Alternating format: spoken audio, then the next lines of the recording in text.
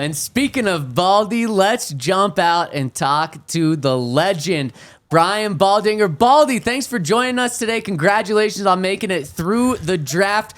First off, just want to ask you, what were your impressions on the Broncos draft? Because it kind of threw everyone off this year.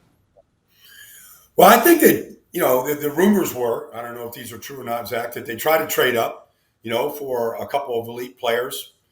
Things didn't happen, didn't force it. But I thought they got a couple positions of need. I mean, I didn't think corner was their biggest need, but that's just a classic case of, you stack your board. Jade is there at number 20. You can't make a trade. Take the best player. And the defense had already, I thought, improved in the offseason. Looks like it just got a whole lot better, because I can't imagine how Vance Joseph will move Patrick Surtain and Jade Barron and some of these guys around now. Especially trying to mitigate some of the passing attacks that they're going to see week in and week out. Yeah, that was really surprising when they made that pick. I mean, we had the live draft show, and I don't think anybody saw that one coming in any way. It's kind of crazy, though, because it means that Jaquan McMillan's moving to the bench. And he's a guy who has been productive in his time as a Bronco and is still young. I think was promising. And who knows? Maybe there's a world in which it's Riley Moss who somehow but that would be really surprising. What do you think of that? Like you have a spot where it is an upgrade, but it isn't the biggest of upgrades. Well, I'm a huge Jaquan McMillan fan. It has been since the day he went into the slot as an undrafted free agent, and all he does is fill up the stat sheet. Over the last couple of seasons, been a big part of their defensive success. So I'm not ready just to put Jade in there into the slot and take Jaquan out. I mean, Jade has shown that he could. I mean, he is very versatile in how he was used at Texas. So he played the star position. He played in the slot. He played outside. He played down the box at almost the linebackers. Like, he played a lot of spots. So I'm anxious to see who they get on the field and how they get them on the field and what they are on there against, whether it's packages, whether it's game planning, whether it's matchups. Like, I'm anxious to see how they include it, because I think they've got three corners that can all play and have proven they can play. Let's just see how they work Jade in at this point. Baldy, curious to know, what was your favorite pick that the Broncos made? For whatever reason, I know this is crazy, I love Salvon Jones from LSU. Like, number 35, he just looks like a beast.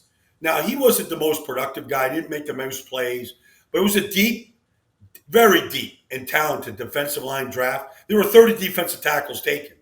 But Salvon Jones, when you watch him, like, he just beats people up. Now, I like Pat Bryant. I heard what Sean had to say about him. I like RJ Harvey. He's an explosive comeback back. Q Robinson couldn't stay on the field, but he's got pass rush ability. I'm not going to spend a whole lot of time talking about a punter, although he's probably one or two guys that can get drafted. But Salvon Jones looks like, because LSU, I'll pick a year any year, they always have depth on their defensive line. Like, Danielle Hunter has been a star player in this league for a decade. He didn't even start at LSU. So, like, sometimes these guys, you just are in these rotations, and your true value doesn't really come out in college. But if Salvon Jones becomes, I think he was like the 101st player taken. But if he becomes a player the way, say, Nick Bonito has developed and became a player this year, like, it won't surprise me, because I think the talent's there. Man, you're getting me fired up for that pick, Baldy. You mentioned that you heard what Sean said about Pat Bryant. The traits look like Michael Thomas, remind him of Michael Thomas. This was a pick that I think originally was questioned a lot. Like, Pat Bryant, who's this guy? Now that we're finding out more information and the stamp of approval that Sean's put on him, we're getting pretty excited for what he could be. What are the Broncos getting in Pat? And what do you think of that comparison? Well, the comparison to Thomas is legit. Like Mike Thomas, his Twitter handle was, "You can't guard Mike." Yeah. And honestly, maybe even it helps that Drew Brees was the quarterback, but you couldn't guard him. I mean, does he still have the record for 149 catches in a season? It's up there. I'm not sure exactly. But this is a guy that 52 of his 54 catches last year went for first downs or touchdowns. He separates. He's big. Like I always thought Mike Thomas, I think he was listed at 6'2", but when I stood next to him and talked to him, I'm 6'4". I looked like I was eye to eye with him. And I have a feeling Pat Bryant's the same way. But, he's a team captain. He averaged 18 yards a catch. Like he's dynamic after the catch, and how he seems like he's always open in a program that, didn't have a great quarterback and didn't feature a great passing game. He was the star. So I don't know. Like I think Michael Thomas was a second-round pick out of Ohio State and became a star in this league for 3 or 4 years. Maybe Pat Bryant can fill that role in Denver right now. What do you think the timeline is for a guy like Pat Bryant? Is he somebody who could step in and be a day one starter, just knowing competitions, Devon Vele, Marvin Mims, Troy Franklin, really? Or should there be some patience and maybe it does take him some time, and this time next year maybe we're saying hey, here comes the breakout? Well, it kind of depends on how much they give him.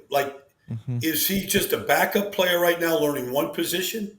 Is he smart enough? Not that I'm not challenging his intelligence, but can you learn 3 positions? Can you learn the X? Can you learn the Z? Can you go in the slot?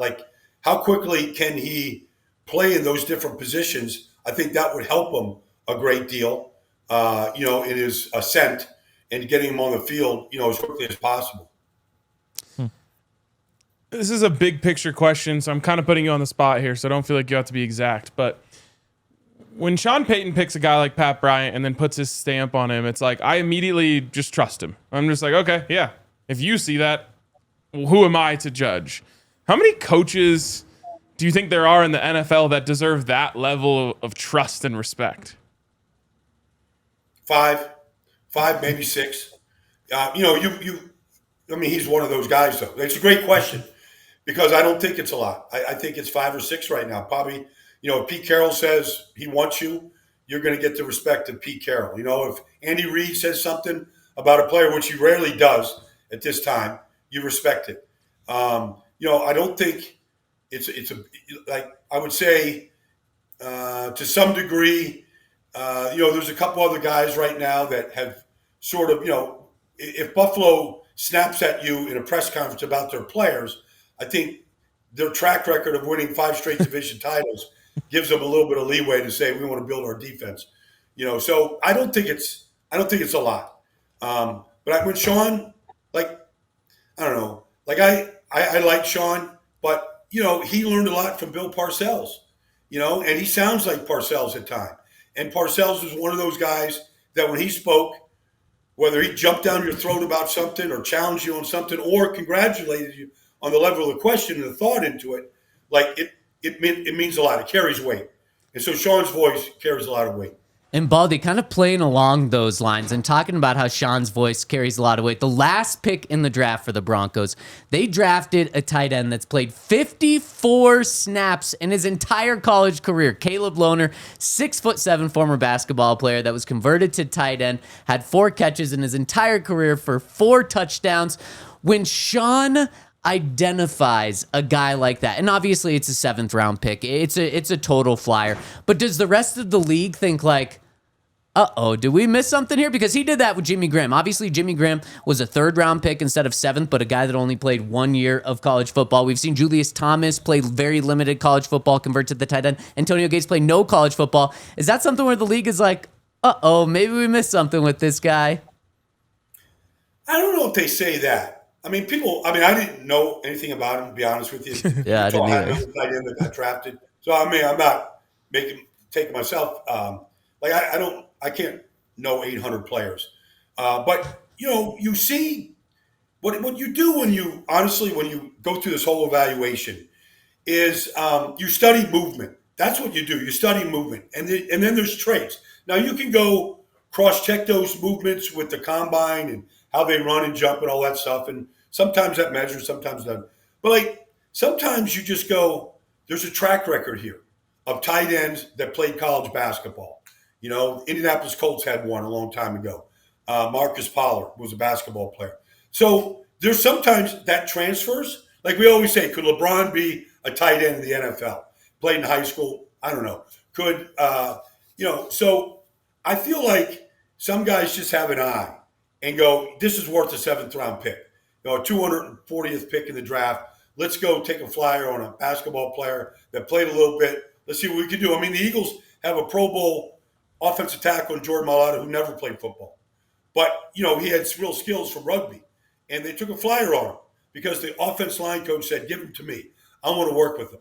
So let's see. Let's see what happens. But I do think you have to think like this. You have to think out of the box. You never know what you can find unless you do it. And to your question, do other teams around the league go, uh-oh, do we miss something? Probably. They probably do say that, especially if he becomes a player. Yeah, I absolutely love it. Baldy, final one for you. We know pretty much what the Broncos team is going to be this year after free agency, after the draft. All of the hay is in the barn, as you want to say, heading into training camp. Is this Broncos team set up to be a playoff team again? It is, but, the division's tough. Kansas City, maybe they got their left tackle, in the draft, and Josh Simmons, and maybe they'll be better offensively because of it. But it's, you had 3 playoff teams last year. We don't think Harbaugh's team is going to get any worse with the Chargers. We feel like Pete Carroll is going to – they finally got a leader in the building. They had a good draft. They have a stud running back to build around. It's going to be a tougher division, but, you got a playoff spot last year with the rookie quarterback. Most players in this league, especially quarterbacks, make their biggest jump between the freshman and sophomore season. So if Bo Nix takes a jump this year, then I certainly believe that they're a playoff team, especially with the way they're built defensively right now. Well, we love to hear it, and we love talking to you, Baldy. Thanks for checking in today. Look forward to talking next week. Yeah, you got it, guys. My pleasure, man. I'll talk to you soon.